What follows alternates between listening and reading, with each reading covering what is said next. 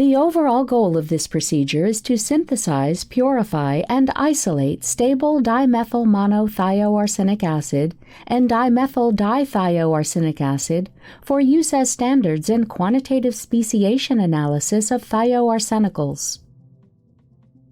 This experimental guideline can help address key issues in quantitative thioarsenical analysis, such as unreliability caused by errors in critical steps of the synthesis of thioarsenical standards.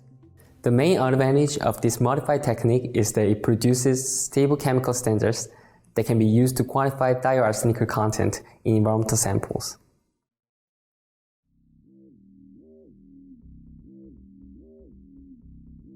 To begin the DMMTA synthesis, in a fume hood prepare solutions of dimethylarsinic acid, sodium sulfide, and sulfuric acid in deionized water purged for 30 minutes with nitrogen gas. Add the DMA solution to the sodium sulfide solution.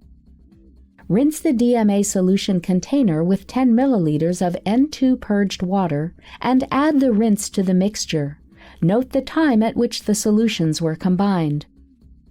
Connect a 3-hole rubber stopper fitted with glass tubes to a nitrogen gas line.